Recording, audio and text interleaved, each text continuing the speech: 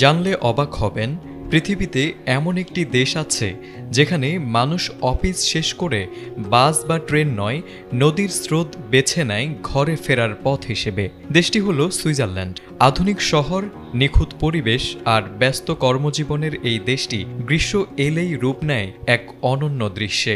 হাজারো মানুষ তখন গাড়ির পরিবর্তে নদীতে ভেসে বাড়ি ফেরে, যা এখন এক জনপ্রিয় জীবনধারায় পরিণত হয়েছে।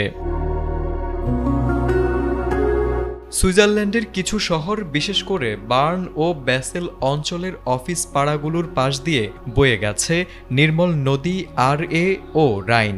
কাজ শেষে মানুষ সোজা চলে আসে নদীর ধারে। তারা মোবাইল, মানিব্যাগ ও পোশাক রাখে বিশেষ জলরোধী ব্যাগে। তারপর সেই ব্যাগকে ছোট ভাসমান টিউব হিসেবে ব্যবহার করে স্রোতের সঙ্গে ভেসে পড়ে। এই ব্যাগগুলো একদিকে জিনিসপত্রকে নিরাপদ রাখে, অন্যদিকে ভাসতে সহায়তা করে।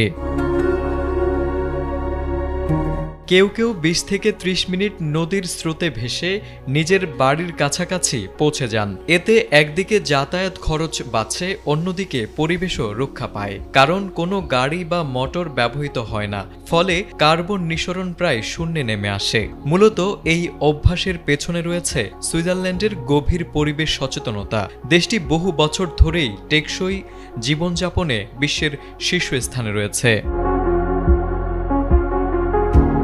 মানুষের নিরাপত্তা ও সুবিধার কথা ভেবে সরকার নদীর পাড়ে তৈরি করেছে ছোট ছোট পরিবর্তন কক্ষ ও স্নানঘর। সেখানেই মানুষ সহজে পোশাক বদলে বাড়ি ফিরতে পারে। পাশাপাশি নদীর জলমান নিয়মিত পরীক্ষা করা হয়, যাতে এটি সাঁতার বা ভেসে চলার জন্য সম্পূর্ণ নিরাপদ থাকে। বিশেষজ্ঞরা বলছেন, এই যাতায়াত পদ্ধতি শুধু শারীরিক স্বাস্থ্যের জন্যই নয়, মানসিক প্রশান্তির জন্য কার্যকর।